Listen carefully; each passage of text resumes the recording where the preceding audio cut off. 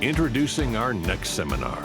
Please welcome back McCaslin Chair of Cowboy Culture and Curator of Native American Art and Ethnology, Dr. Eric Singleton.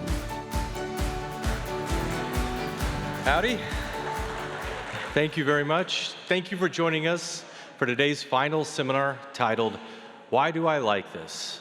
A full-time artist for more than 45 years, Greg Beecham considers his life work as an artist to be a journey. He believes his talent, opportunity, and passion to paint are gifts from God, and it's his responsibility to pursue excellence in art and be a blessing to those who view his work. Greg has won many awards, including here at Prix as the recipient of the 2021 Purchase Award, a 6-time winner of the Wildlife Art Award, and a recipient of the Buyer's Choice Award. Please welcome artist Greg Beecham.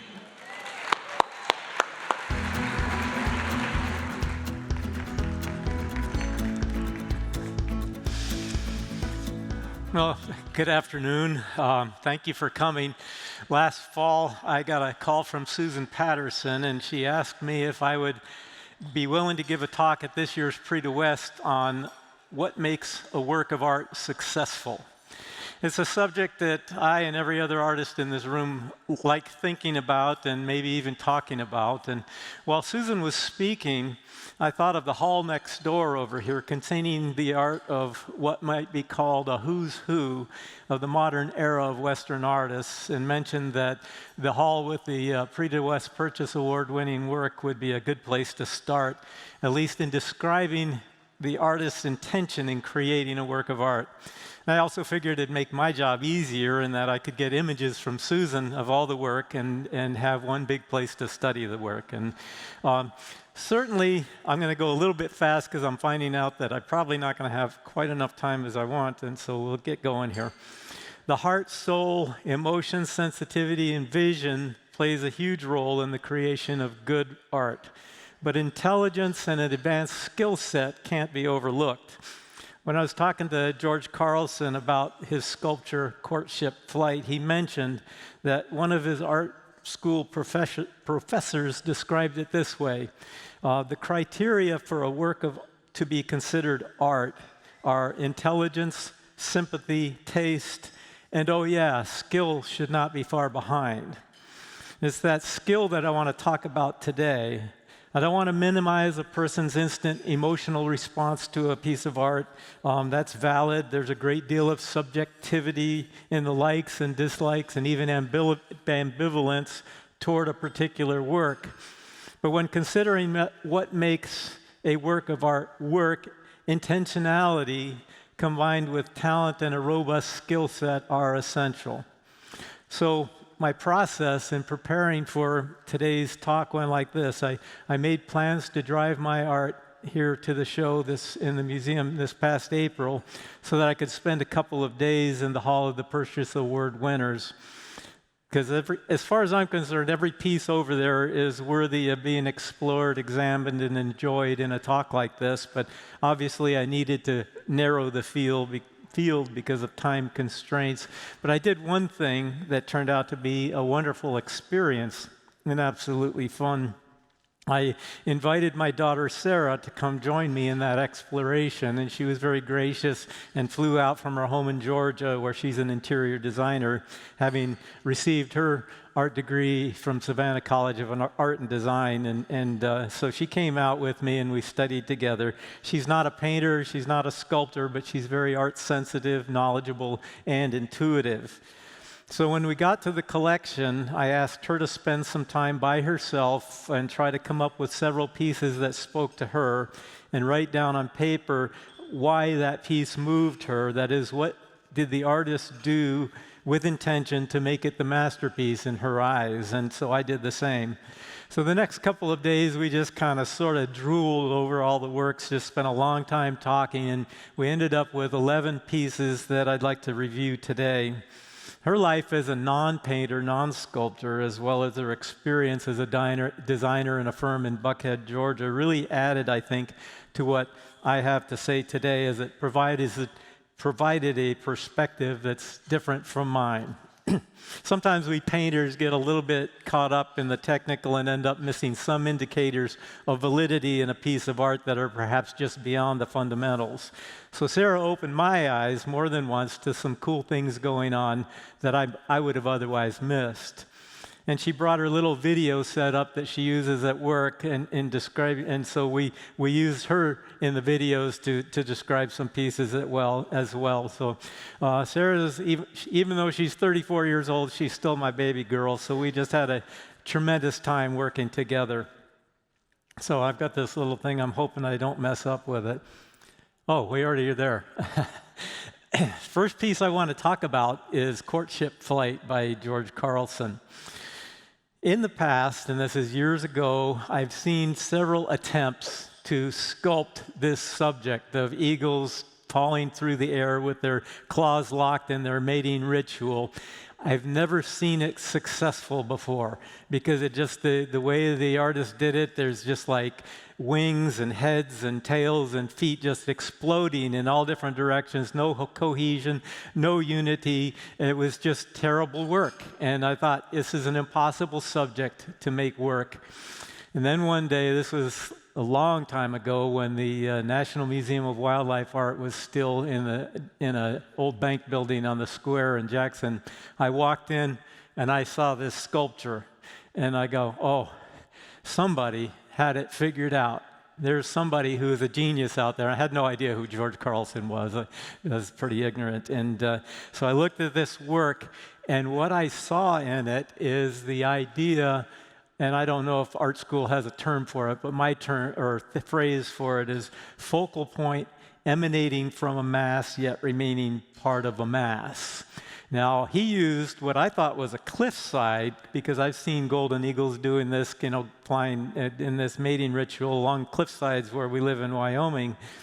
But it made more sense in kind of an abstract way when he told me that he meant for, wait a minute, here, my laser. This mass here is representative of the sky. That's crazy, but that's what he told me, and what this sky then does is it acts as a unifying shape. Good realists think in terms of abstract shapes, how abstract shapes work in unity to create a good design while remaining accessible to the average viewer. That is, they end up looking like something. So I've used this idea of composition, focal point emanating from mass yet remaining part of a mass, quite a bit in my paintings. And I mentioned that to George, and he told me that, yeah, he started sculpting in order to become a better painter. And so it made sense to me. It all kind of worked out. So one of the things here is the first thing I'm noticing is a sense of rhythm. We kind of start at the bottom here, and there's these several little thrusts taking us up rhythmically up through the piece, and it takes us all around and clear up to here, and there's this other similar rhythm here taking us down and bringing us back into the piece. And so this rhythm then is varied and yet maintains a general theme, adding to what I told George it felt musical to me. And he exclaimed, yeah, that's what I'm trying to do. He said his mother was a classical pianist and used to play Johann Sebastian Bach, and so these rhythms, and then there's like these staccato notes where he wants your eye to go. And so it was George's hope that this work would reflect that same musicality.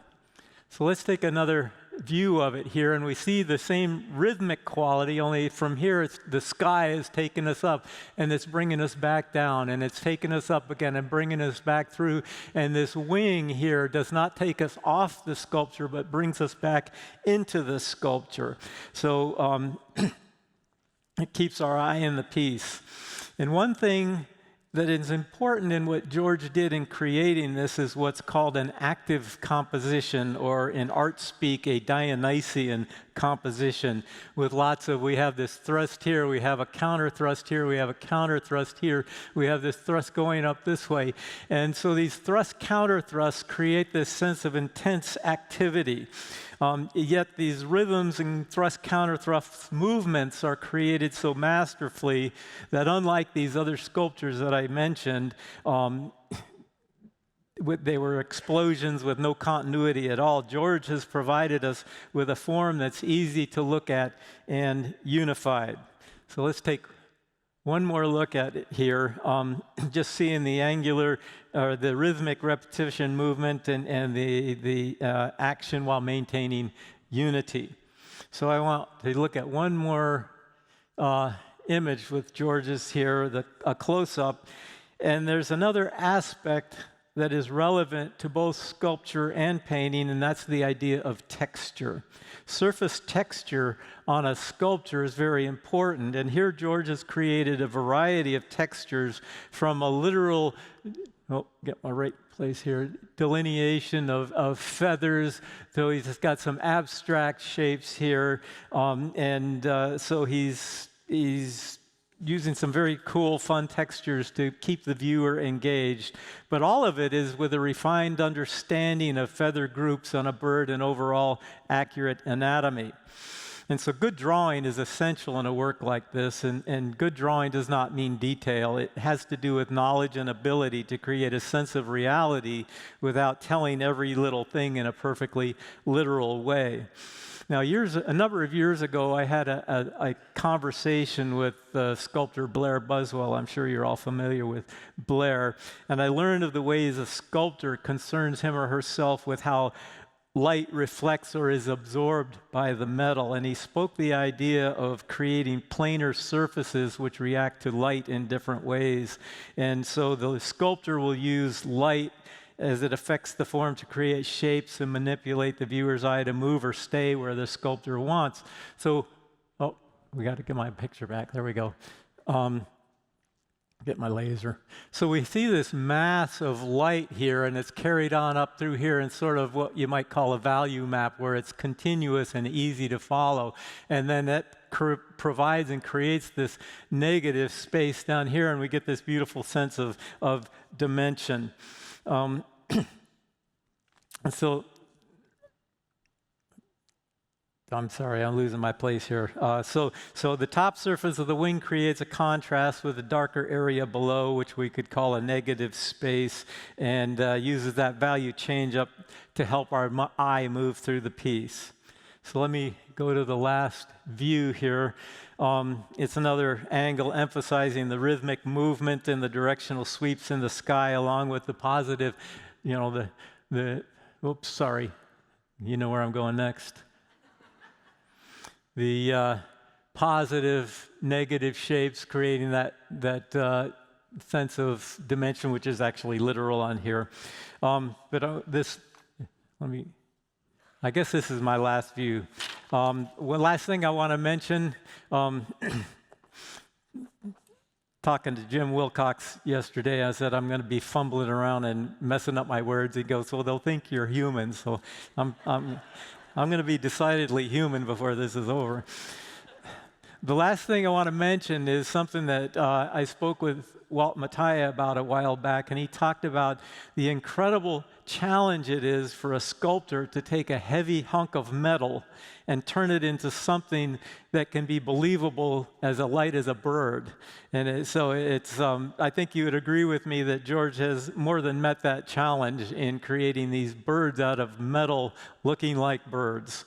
I mean, if you're going to create and sculpt a sky using a large hunk of metal, you surely can create a bird that feels like it's in flight, and certainly George succeeded there. So let's move on. We're going to look at The Dance by Morgan Weisling. And when looking at one of Morgan's pieces, it becomes apparent, and I think you'd all agree, that this guy is a master at good drawing. And when we consider the tools a painter has at his or her disposal, that is, the tools being color, value, texture, edges, drawing, and composition, we're going to discover here that Morgan's a master at all of this, which is why when I talked to him about this painting, I called it a masterpiece, which embarrassed him.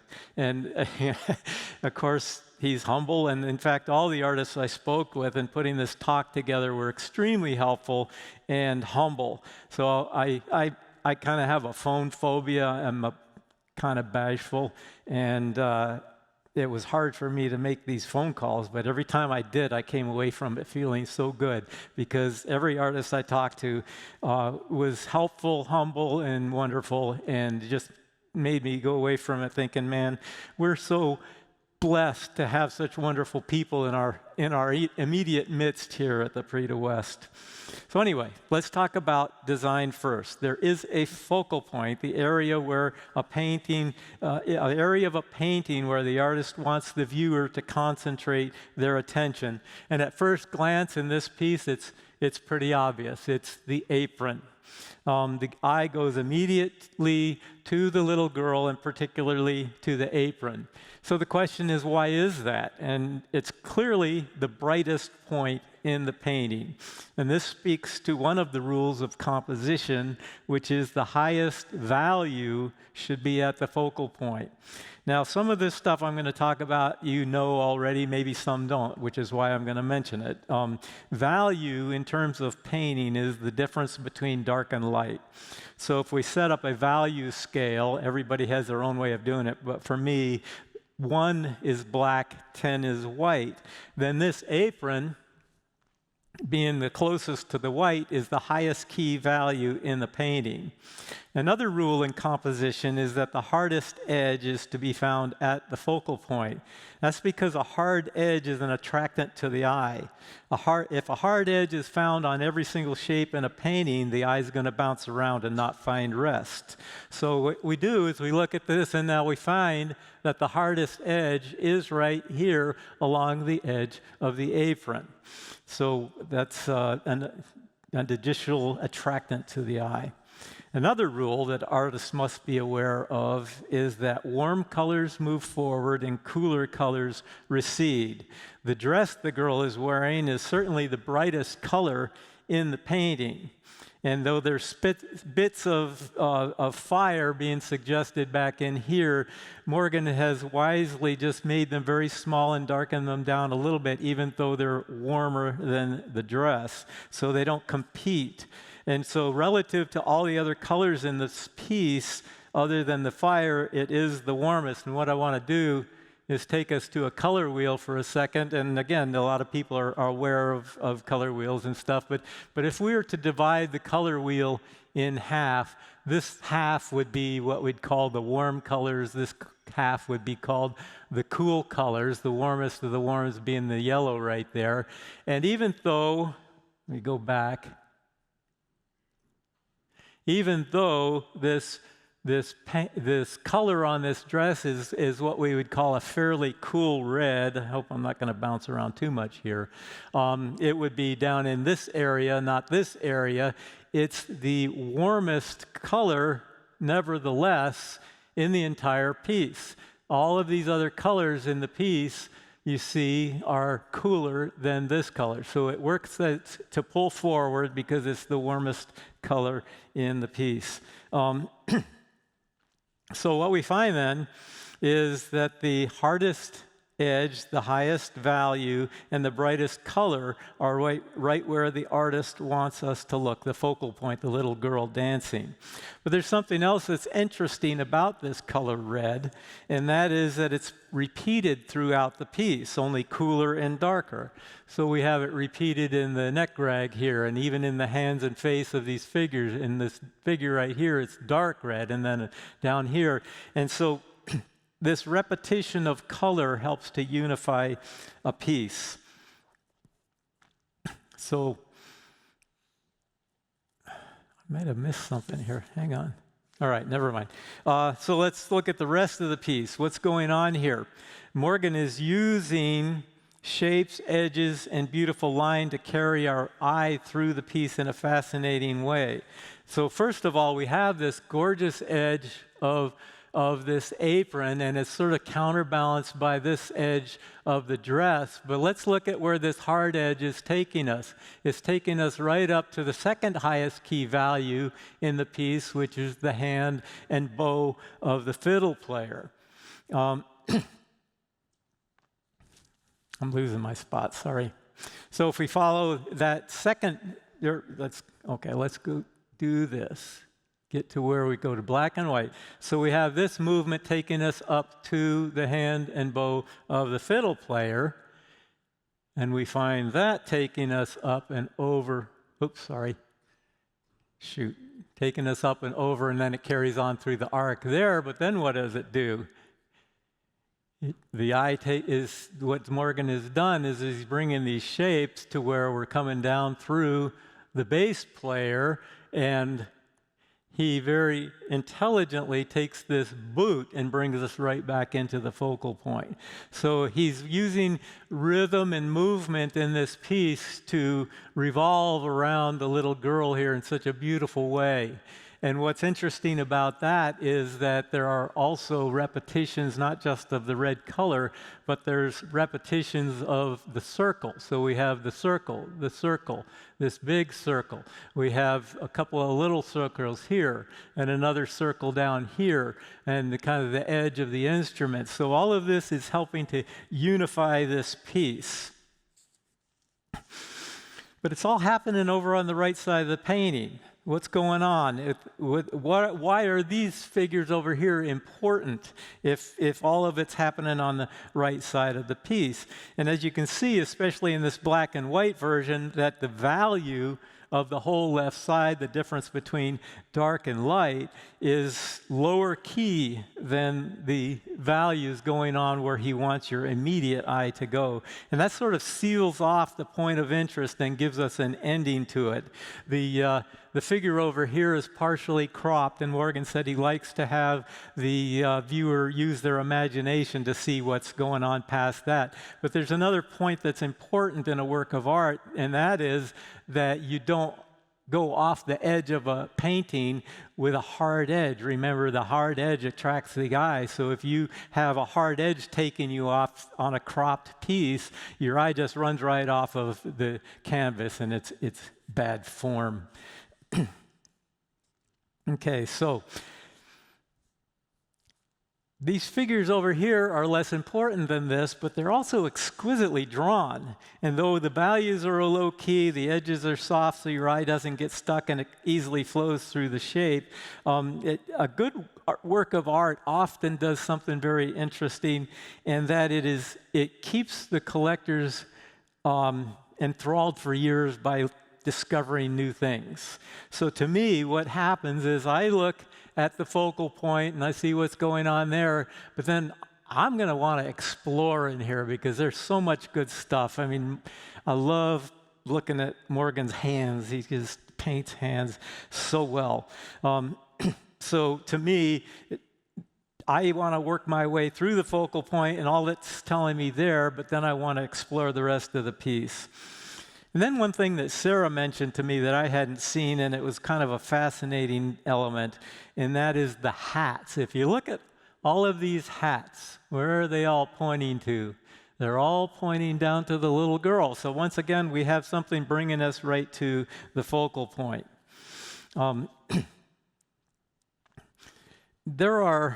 One thing I found fascinating in talking to the artists is that I'm studying with you today is, though their vocabulary is different, there are principles that remain front and center for each artist.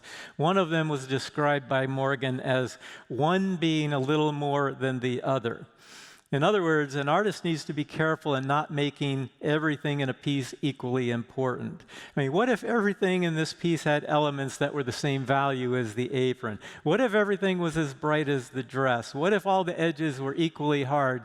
This story would not be told nearly with the interest, excitement, and skill set that we're seeing right now. You'd have a nice picture. You could tell what each thing was, and the person that walks up with their beer bottle and goes, that there looks just like a picture, it would fit something like that. But this goes well beyond that. And it happens. Morgan intentionally gives us a payoff moment, which is the apron. In fact, he told me the apron was the reason for the painting. It was the passion point, literally, that motivated him to go through all the difficulty in creating this very complex image. Now, George Carlson's vocabulary, although it's in the same vein as Morgan's, I'm wondering, can I turn this? Yeah, okay, good. George's vocabulary, in the same vein as Morgan's, was a recollection from what one of his art school instructors told him, which was to avoid too many bits of light through the piece. So it's the same idea. Keep your highest key value at your focal point and don't make the eye bounce all over the painting. That becomes very uncomfortable.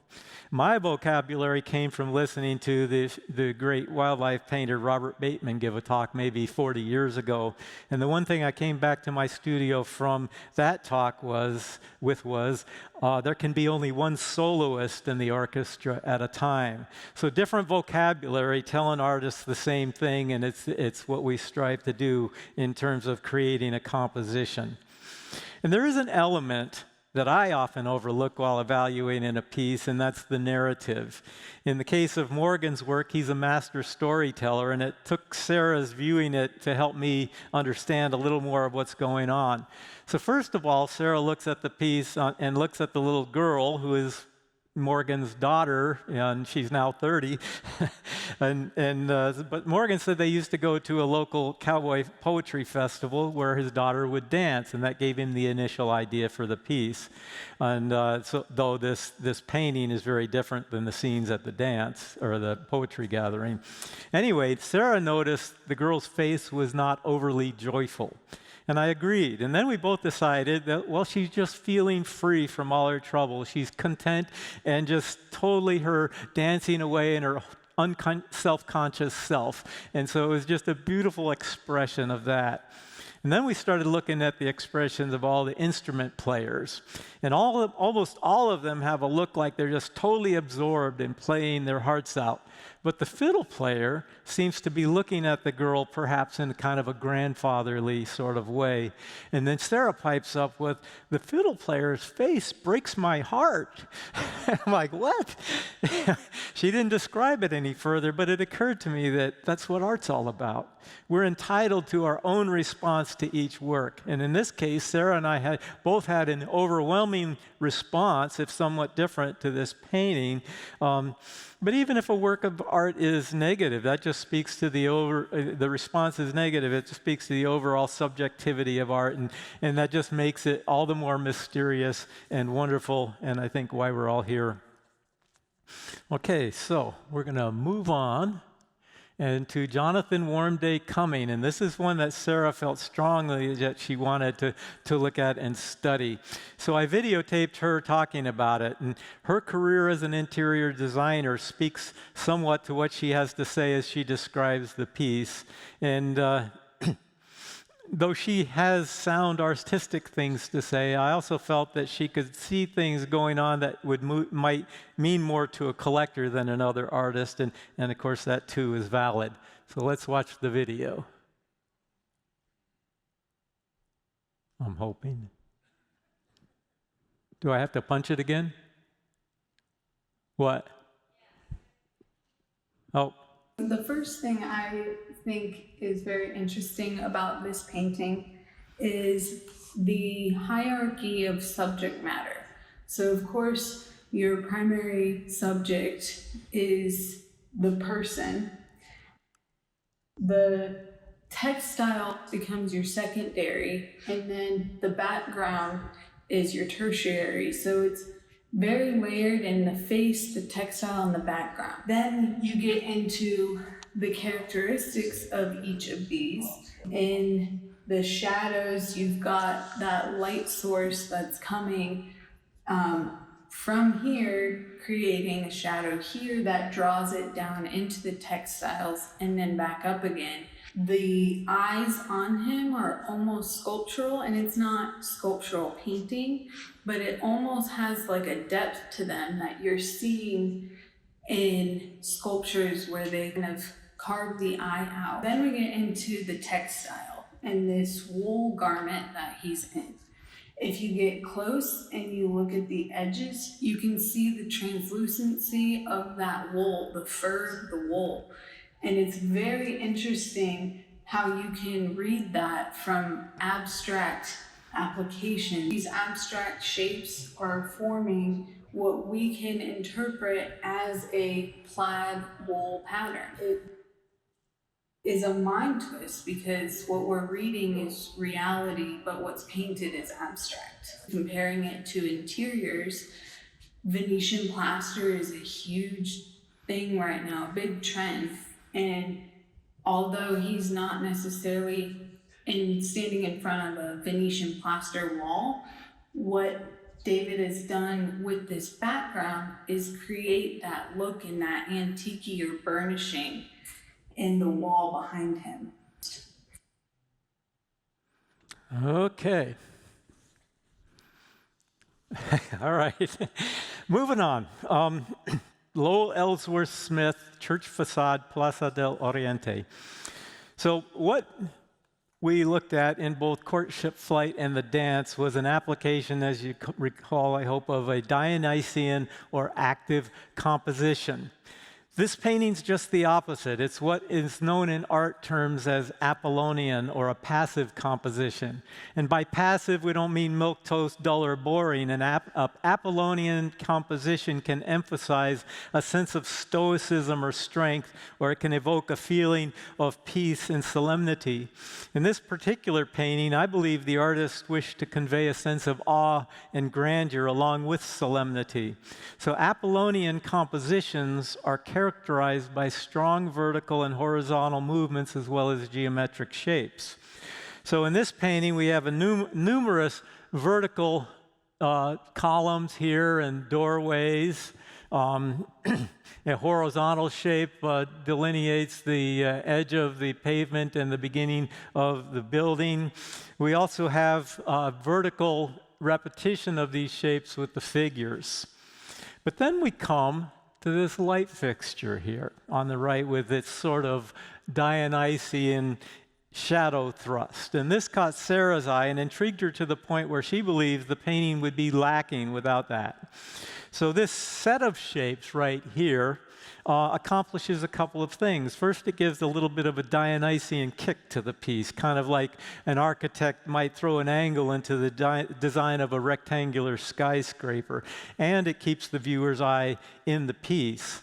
And one other thing it does is it serves as a kind of a minor focal point to what would, in my opinion, be the focal point, that being the figure of this priest, the darkest dark against the lightest light in the painting.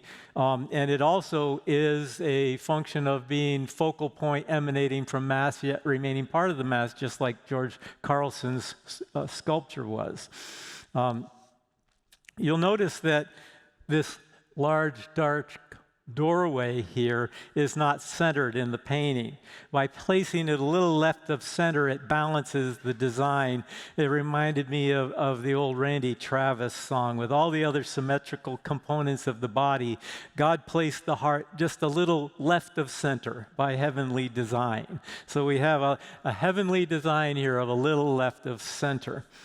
So again, we have a focal point, like I said, emanating from Mass, yet remaining part of a Mass, just a different vocabulary used to express it.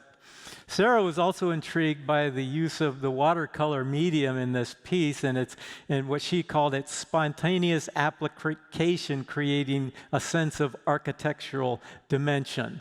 And it's also very intelligently used to create that sense of old, worn stone.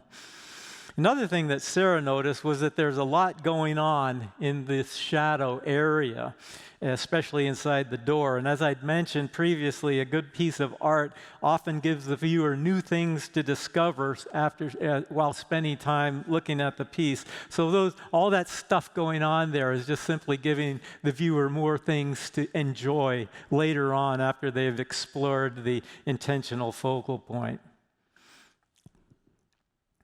Yeah, I want to talk about this. It's just, I absolutely love Walt's sculpture, and Molly is a working girl, is a wonderful sculptor, Walter Mattia. And at first glance, we look at this and say, oh, a sitting Labrador Retriever. It must be an Apollonian passive composition.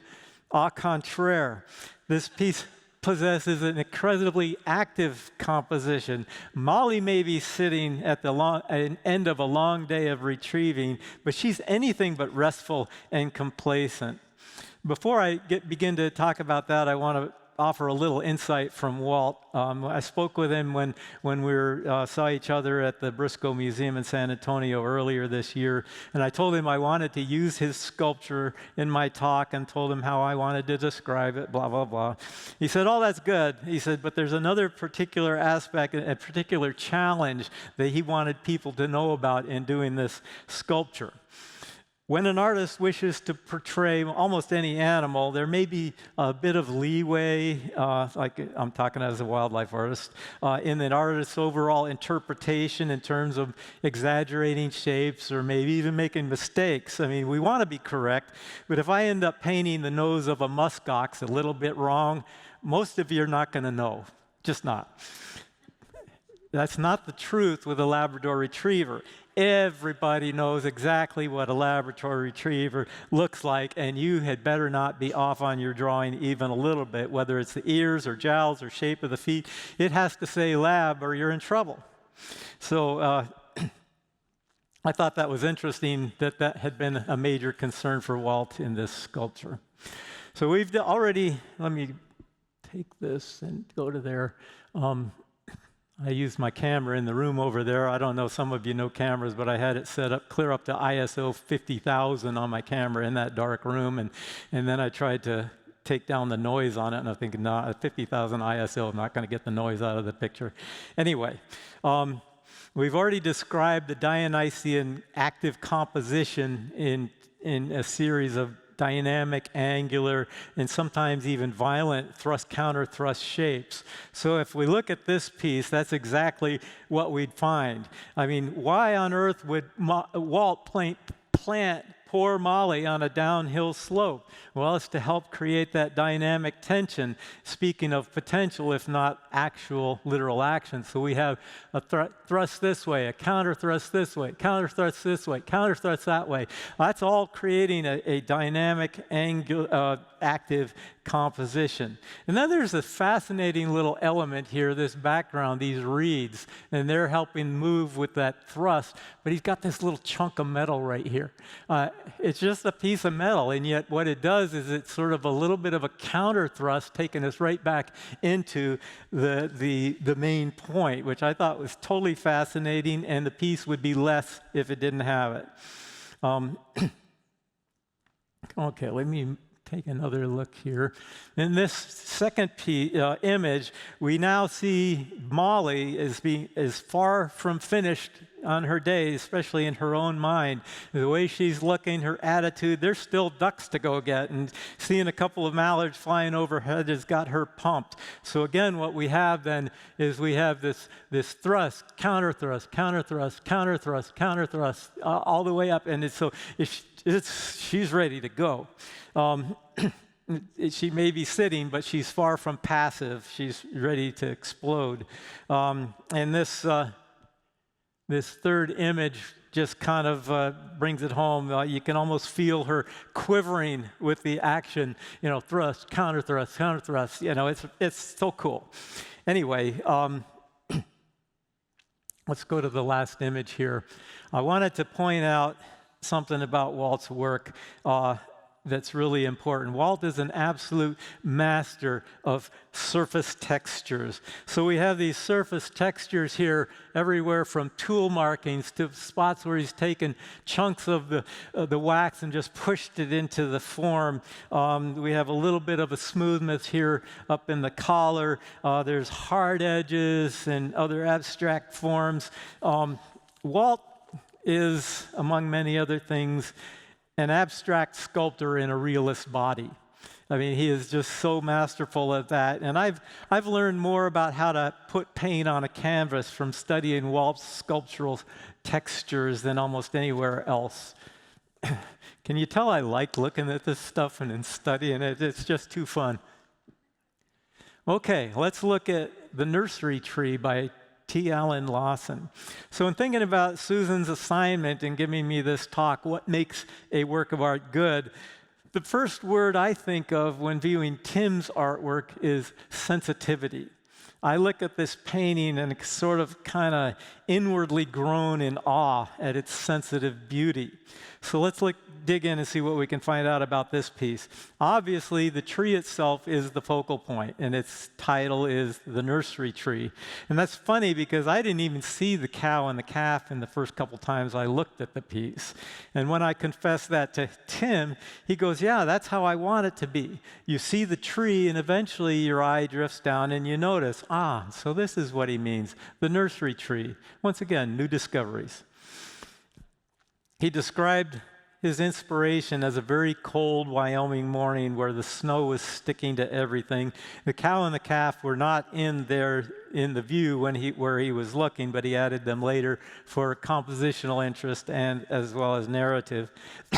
Excuse me, sorry.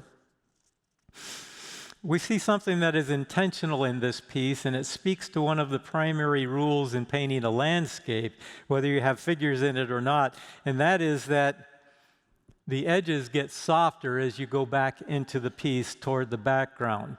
That's how nature is, so it's important to say that in a painting. But Tim took it a step further with this last edge along here in the painting, the horizon there. And if you go into the hall and look at the original, you'll see better than on here what we're talking about or what I'm talking about. And that is that there is a finely painted red line along that edge. And Tim told me, and I didn't know it before, but there's an actual name for it called the Pellis line. Now, Pellis was a 6th century artist who discovered it in nature. And what it does is it gives that last edge a sort of vibration. And it's generally a complementary color to the color used on the horizon. So we kind of have a blue with a orangey red line going across there. And so those are complements. They're colors that are on the opposite side of the color wheel, which when placed next to each other cause an intensification of both colors as well as a sense of vibration. And Tim told me it took him years to actually see this happening in nature. Wait a minute, I lost my place. All right, and so he finally saw it for himself and thought, yeah, this is cool. One of the things that I am impressed in by Tim's work is he's a pretty detailed, highly detailed artist. But the shapes don't bounce around. They have a definite cohesion and unity in his work even while being detailed. And that's not always easy to do. So when Sarah and I were looking at the tree, Sarah was intrigued by, let me see here, go to this, she's intrigued by all of the various textures and shapes that were in the tree, even down to like really fine, almost hair-like lines. And so I asked Tim about the execution of the piece and the tools that he might use, and he goes, I'll use anything I can get my hands on. He would use, obviously, brush and palette knives, but paint, trowel, steel, wool. He'll even draw in colored pencil on top of the oil paint. He's very, very creative. So I'm going to go back to the full picture again. The overall color harmony of the piece is a kind of a yellow-purple motif. This is not great color compared to the original. There's some orange-blue in it as well, but this kind of unity, this complementary color harmony helps to harmonize and unify the overall piece. And he very subtly uses both value and color to speak dimension in the piece. If we look down here at the blues of the foreground, there's very slight shifts in value that are taking us to light and not so light, I guess, skylight. And so it's a sensitive, difficult task to create that kind of dimension with such a slight value shift. And then in terms of, you really need to go look at the painting, but even in the sky, he will use a slightly cooler dark as you go into the tree, and the sky behind and the holes in the tree are slightly darker than the sky outside of it. All of that to create a mass, a sense of mass in the tree. And Sarah looked at that whole shape there, that once again, he's an abstract painter in a realist body, and she goes, I like this shape. And I said, me too. So So I mentioned these textural shifts, the moving from the tree to snow with subtle shifts in dimension. And this whole scene just lays back dimensionally with just such slight value and color temperature shifts that is just very, very wonderful. One thing that Tim told me, and several artists I spoke with also said, and that is after decades of painting, it's getting harder. And it's like, what? You know, wouldn't you think that the opposite would be true? But it seems to me that a true artist, as he or she stays in the game, is continually challenging themselves to find what's my personal next level? What can I say that hasn't been said before? For instance, he described to me a piece he's trying to put together for a show that's coming up. He said he wants to paint a coyote, but the coyote in the scene he has in mind is almost completely camouflaged in all the surrounding grasses. It's like, no wonder it's getting harder. Think about the difficulty of employing all these artistic principles I've just been talking about when you have virtually no color, no value shifts at all in a completely camouflaged scene. He's like, I don't know if I can pull it off, but I'm going to try. And it's like, if anyone can, Tim, you can. But lastly, with Tim, I just ask you to keep him in your prayers as he recovers from a serious accident. One of the reasons he's not in the show right now is last summer, in fact, he fell off his truck and broke bones in 15 places, a collarbone and about 10 ribs. And so he spent months where he couldn't even paint. So that's why he's not here. He's got a good excuse. Okay, moving on. Okay, here is Kenneth Riley's Sundog. So we have another video for this piece. And originally I had videotaped Sarah describing it because it's one that she had picked, though I love it also. But after we shot the video, she got all upset. And she goes, oh, I'm fumbling all over my words, and I hate the way I look. And I got to get to the gym. And I'm saying, you're beautiful. But when you take a selfie and there's like people on the edge and they're 1.5 times wider than they really are. And so she's on the edge of the painting, and that's what's happening. And nothing I could say would quiet her down. No, we're not using it. And I look like I'm pregnant. So anyway, I found a bench right near the piece, and I said, let's talk. And what do we want to say about this piece, and how do we go about doing it? And so all of a sudden she goes, I know, we'll do it together, and I'm going to ask you questions. So in the interest of getting her on camera again, we did it again. And I want to mention just to the artists in the room that what Sarah has to say in large part is to the collectors, because when she talks about things like color, timeless colors, I can just hear some artists going, saying, I'm not going to paint something to match your dang sofa, and I've heard that before too, out of me. Sometimes it's not about us. So this is Sarah and me talking here. I personally find Sundog by Kenneth Riley a very attractive piece. It really speaks to me.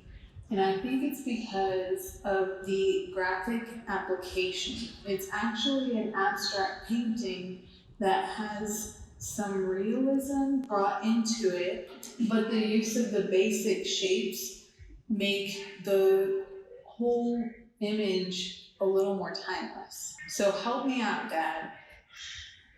He has warm colors in the background and cool colors in the foreground. And we all know that warm comes forward and cool colors recede. What's going on? Well, it's very interesting because a lot of us who paint, I know for me anyway, I'm trying to create the illusion of dimension on a two-dimensional surface. I feel like for the most part, we're often attempting to be magicians in terms of having something have mass, weight, and volume, even though it's on a flat surface. It seems to me that Kenneth here he doesn't care about that at all. He's saying something totally different. He's painting an abstract painting that happens to have enough realism to be accessible and appreciated by everyone. It's interesting to me that it's flat and it doesn't care. It's supposed to be flat. The figures in this purple mass here are purple themselves, so it's simply part of the whole mass. And he's using the shape of the mass, repeating the shape of the figures. But there's a little bit of dimension in the figures themselves, but not much, because that wasn't his intention. I think it's cool that every artist has a vision, and every artist gets to say what they want. And in this case, he's not worried about dimension. The shapes add that timeless effect, but in my profession, the colors are also timeless. In kitchen design, a lot of my clients come up and say, I want a timeless kitchen. How can we get there? Colors are how you get a timeless look. It's also every variable around it. She uses the timeless neutrals of the white, the warmths of the yellow and the orange, and then a very popular color right now is this mauve, violet, pale pink color. And all of these colors, though the painting was done in 1995, are extremely relevant in today in the trends that we're seeing for colors. What I find interesting is the techniques he used in the oil paint medium. I've seen the drippy, runny paint effect in watercolor. How do you achieve this with oil? Well, I don't. Most of the time I'm painting rather impasto with thick paint, so if I tried to drip, it would just kind of create dents in the paint itself unless I let it dry, and if I did that, it would be all angular and funny looking. He's using a very flat surface with thin paint, and so with oils, it's not that big a deal. He just uses his solvent or whatever medium he's using and makes it kind of liquefied and then lets it drip. And so it's simply the same process, I think, as watercolor would be, only in oils. Thank you. You're welcome. Okay. Well, baby girl. Okay, we got to move along. River Companions by Gerald Balsier. I got to hurry. I'm sorry. I'm going to run out of time. Sarah and I wanted both to comment on River Companions. People have told Jerry that they think this is the best work he's ever done, and I told him I would say that his mountain lion down at the end of the hall, the monument, combined with this one might both be at the top together. One thing Sarah noticed very quickly was the variety of textures. The animals themselves are polished smooth, and then there's this layer she called honed, which is a little rougher, and then this lower section with a little more hammered look. And you have to kind of be closer to see the textural variations, but that kind of speaks to something that's consistent with a lot of great art, and the idea of how a piece may change dramatically when viewed from afar or up close. In talking with Tim Lawson, he said the same thing about a George Carlson painting. From afar, you see one thing, and then you get up close, and the amazing brilliance of his textural work, it's a whole different painting. And so again, this is one of those things that gives collectors new discoveries over the course of years. But as with the other two sculptures we studied, there's a rhythmic flow in this piece that's very special. So if we move from the left to the right, we kind of come up the body of this one, and then we come down this one, and then this tail brings us right back into the piece. So we're not being taken off, we're kept in the flow of the piece, and then there's these rhythmic repetitions all throughout the piece as well that add to the cohesion of the piece. So it's smooth and rhythmic, soothing and rhythmic. And Jerry's comment to me in regard to that was the otter is the sort of perfect subject to work with for a beautiful and rhythmic composition. And one thing he did that's important is that the two heads of the otter, or two otters' heads, are close together, maintaining sort of a single focal point. Had they been further apart from each other, the eye would have started bouncing between the two, and it would have been created competing focal points, and that's just bad design, even though we see it happen all the time.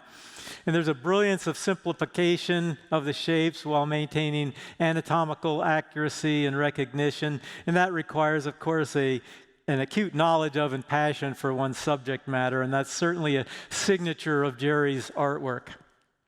He described the genesis of the piece in that he set up 3 pop cans in various poses to find an abstract shape that pleased him before working on the actual pose. And he likes to think in terms of threes, which a lot of artists do, but he calls his approach Papa Bear, Mama Bear, Baby Bear, working various heights, sizes, shapes to build that context of threes. So we see it in this one, where we have probably Papa Bear, Mama Bear, Baby Bear in terms of the threes. One of the incredible things about this piece is how beautifully composed every single viewpoint is on the piece if you move around it 360 degrees. Sarah saw that and videoed it, so we'll see that in a second. But you can go into the hall where it's out in the open there, and you can walk around it, and you'll be amazed looking at it just closely. Every single angle is just gorgeous. Also notice there's this negative space down here in this lower section. Sarah felt like by sculpting that void, it created an illusion of weightlessness, and it certainly does not feel as though this sculpture is made out of heavy rock. And Jerry described to me on how each of his pieces, he considers about 39 elements that he must remember while creating each piece of sculpture. And then he kind of laughed as he described the stone piece that he has in the show this year. And he says, all the rules I think about most of the time went out the window. This piece of the swans here is all about simplicity. So go look at his beautiful swan piece. It's all about simplicity. Okay. So let's see. Yeah, just you can see, watch every angle.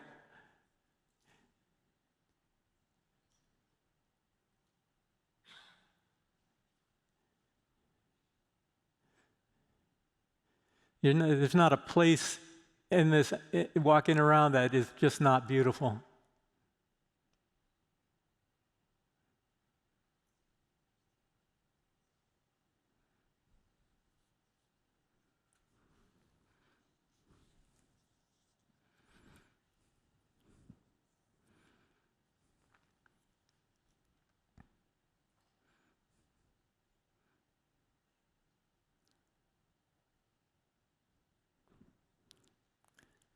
Okay, let's move on to Tom Lovell. Michael called it Lavelle. I don't know how you pronounce his last name. Anyway, Tom's painting called Target Practice. Now, I had planned on this to be a quick discussion of the Apollonian approach to composition, but then I started making all kinds of new exciting discoveries. So let's begin with composition and move on to some other things. Again, Apollonian, as opposed to the Dionysian active composition, reveals a strong, stoic, immovable feel. These plains people are being depicted, they're anything but passive, but the artist, I believe, was attempting to portray them as strong, caring, hardy, hardworking folks as they prepare for the worst but hope for the best. So again, Apollonian, characterized by strong verticals and horizontals. And so these distinctions you can just see speak to the figure's strength and stoicism. However, there's a few Dionysian bits going on in this one as well, where we have the sweep of the apron up to the focal point, and then we have the sweep of the sage, and even the directionals of the grasses bringing us up into the focal point as well, perhaps in an effort to convey the potentiality of actually having to use that rifle one of these days. So the strong sweep upwards brings us up to that focal point. And quickly notice where this horizon line is located. It's not halfway on the piece, it's up above halfway. If it had been halfway, just as a point of understanding, that would have created an imbalance. It's what we artists would call breaking the 50-50 rule. We don't want to do that. And so he has a perfectly placed horizon line. Also notice how clean the area is around the focal point's faces, the image or the figure's faces, where he wants your eye to go. In art terms, this is called a rest area, and the importance of a rest area is vastly underestimated. It can make or break a piece. Far too often, an artist will bring all kinds of busyness right up next to and into the focal point, and then the place where the artist wants the eye to focus and rest gets completely lost with all the stuff going around it, and the painting loses the impact that the artist is hoping for. So a couple other things going on as well. The edges, as we talked to earlier, get softer as it goes back in the piece. It provides a sense of dimension, just the way nature is. The grass becomes cooler as it goes back, and we see skylight coming down. That gives it a sense of dimension going back. There's repetition of colors. Blues and the purples of the sage are repeated in the woman's dress. Background colors are repeated in the apron with that same intention of unifying the piece.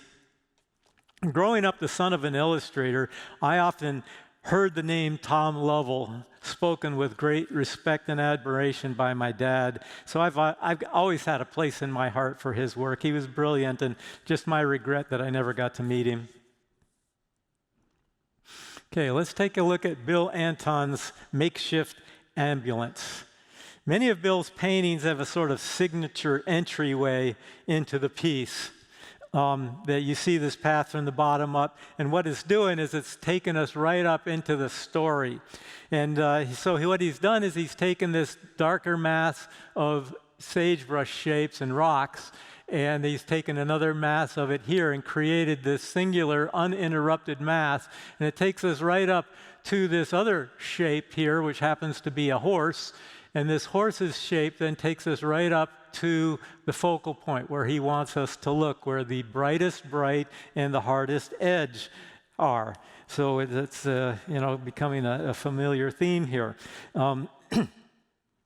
So, of course, anybody looking at the piece can instantly see the story that the title suggests, but it's the artist's use of understanding in terms of abstract shapes, movement, rhythm, colors, values working in harmony that make this painting the masterwork it is.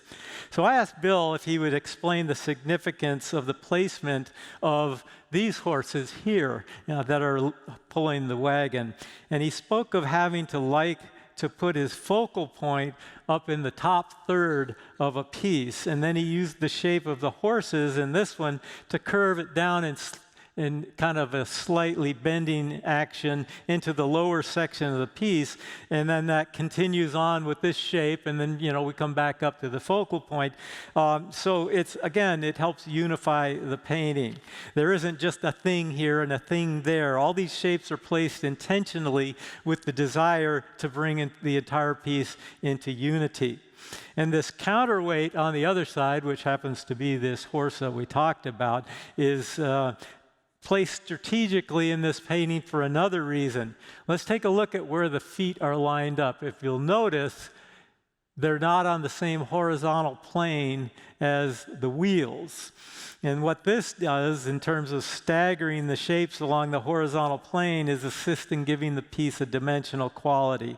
As I mentioned in the video, we artists are magicians attempting to create the illusion of dimension, mass, weight, and volume on a two-dimensional surface. And this was so important to Bill that he suggested if he had made the mistake of planting the feet of the horse on the same plane as the wheels, the whole painting would have come apart.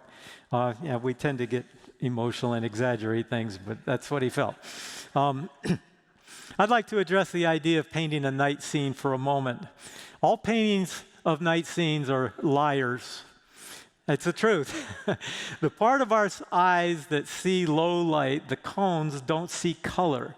So except for an area hit by artificial light, such as this area around the lantern, night scenes in reality are just dull, boring gray.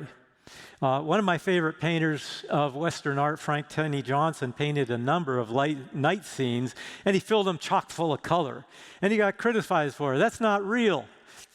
But if all we wanted to do is simply create night scenes, we'd have a bunch of boring, gray paintings.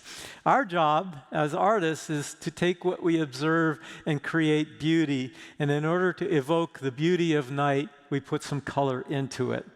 I think it's a kind of like a literary device in poetry. I remember school, I don't know what we were studying, Shakespeare or something. There's this thing called a Deus Ex Machina. I don't know how to pronounce it. But it's something that is accepted as part of the story. So in a night scene, people accept color in a night scene because it makes it beautiful artistically. Somebody came up to me, in the past couple days and it's like, what in the world is Grant Redden putting red dots in his night scene for? And what are they? And I said, they're pieces of paint. They add something visually to me that's exciting. Are they real? No more than the rest of the color portrayed in the painting, but they added zest to an already terrific painting. So it's, once again, those of us who paint night scenes, including Bill, are all a bunch of liars. Okay, so our last piece here is a wonderful piece by Terry Kelly Moyers called La Luz de Fe, The Light of Faith. So to begin with, this is an obviously beautiful painting that tells a story. It's an intimate scene of a woman alone with God, worshiping and praying at a small shrine in her home. But we want to again take a look at the intentionality of the artist and what she did via her artistic knowledge base and her heart feelings to make to make this an amazing piece. So one thing we've mentioned already in our study here is the idea of values. Everything in a painting is done with a view to the relationship of everything else in a painting. You can't paint light, yet these candles read as lit candles. So Terry accomplished that with the relationship between value and color temperature used throughout the rest of the piece. All of the values, the difference between dark and light, except the lit candles are darker and the colors are cooler, even as they warm up coming up to the figure's face, the woman's face. So when Terry painted the candles this high key, very light value with warm oranges and yellows, they read as though they're actual little fires. But she took it one step further. She wants our eye to go to a certain place, and that is her focal point here. So we have the lightest light in this piece right here in the largest light shape, and all these other lit candles, if you go in there and look, they're ever slightly diminished in value from that one spot there at the focal point so that they don't compete. Your eye doesn't bounce and compete with the focal point. Now, this piece is Apollonian. You probably tell after my talk so far, and non-active in composition. There are a lot of vertical shapes going on, and this gives the piece and as well as the square format of the overall painting, gives us an image gives the image a sense of peace, stability, tranquility, and even spirituality. And we see the spacing of these vertical candles, and they're not all identical in distance from each other, and they're not all identical in height.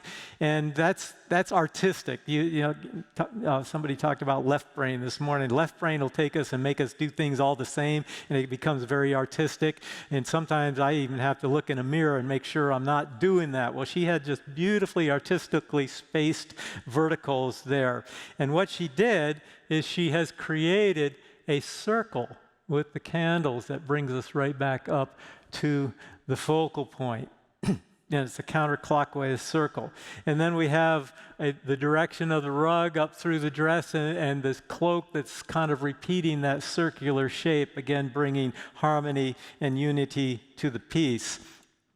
And immediately behind the center of interest is this triangular shape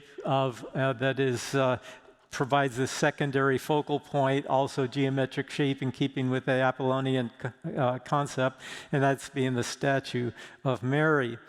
And one thing that Sarah saw right off the bat that I had not seen is the exquisite handling of paint.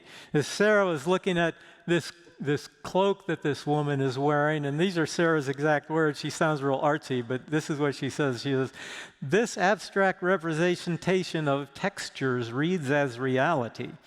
I know what it feels like, but it's painted in abstract shapes.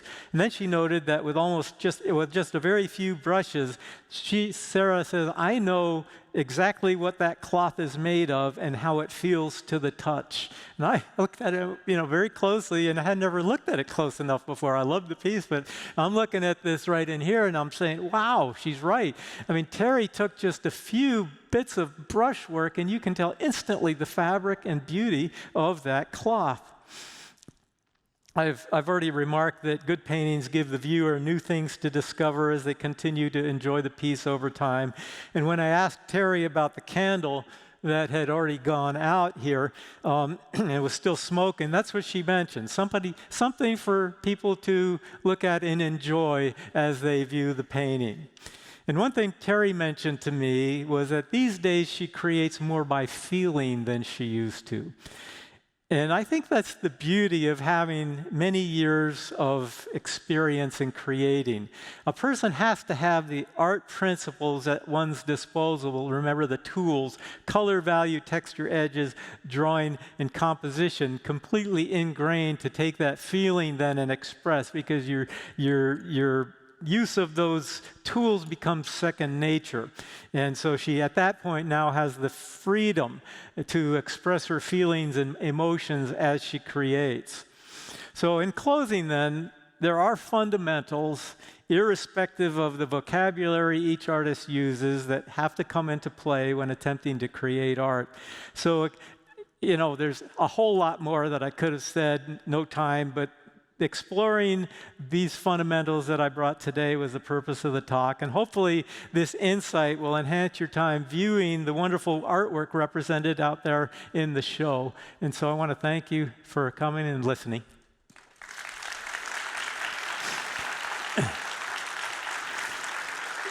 I think we have about 4 minutes if anybody has a question. Okay, thanks a lot.